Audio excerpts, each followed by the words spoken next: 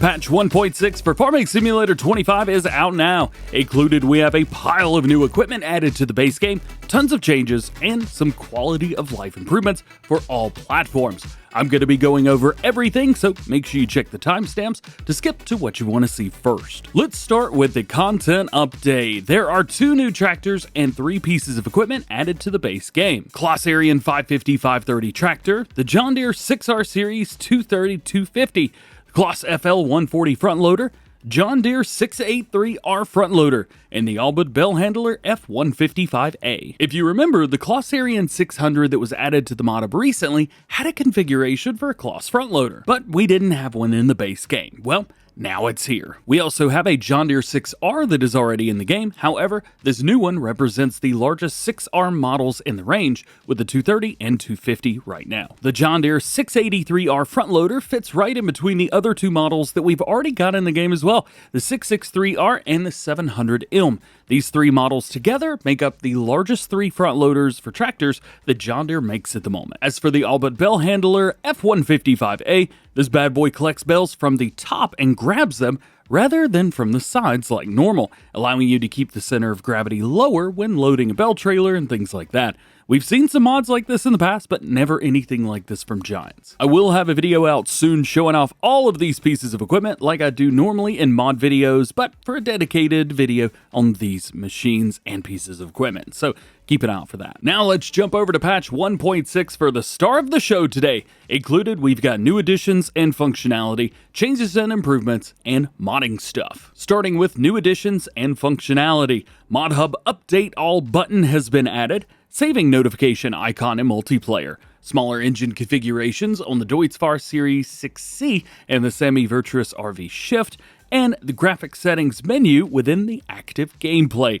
That's really cool. As for changes and improvements, this is a long one. We have various technical changes to improve performance, various stability improvements to prevent crashes, various text and translation adjustments, various visual adjustments on several models, changed custom pasture calculations, allowing for more chicken, pigs, and sheep in the same area as before, fixed AI field worker helper ignoring user preferences, fixed animal health and productivity calculation, fixed animal productivity bar showing global productivity state instead of combined productivity, so the global productivity and food productivity. They've also fixed the belt position while unloading bales on the New Holland Pro Belt 165, fixed display of cow barn capacities, fixed export of farmland area and prices for game stats on dedicated servers, fixed grass-eating cows, or cows eating grass, I think maybe. They've also fixed the International CV box configuration wetness. That sounded weird to say out loud.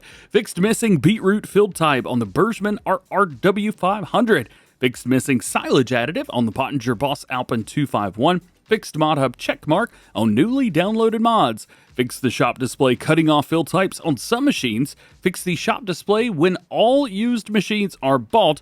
Fixed spinach not withering. Fixed train hotspot stuttering when far away. I experienced this one a lot in videos.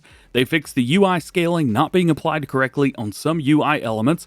Fixed the UI sound when opening the license plate menu or color picker. Fixed the wrong or no player names being displayed when selecting vehicle on map. Improve the off-road driving speed and behavior of GoToHelper. Improve the performance of periodic game stats saving on dedicated servers, avoiding lag spikes. And improve shop display of long machine names. Lastly, we have modding. Giants have added support for continuous motion in UV scroll shader using Z and W values in offset UV parameter.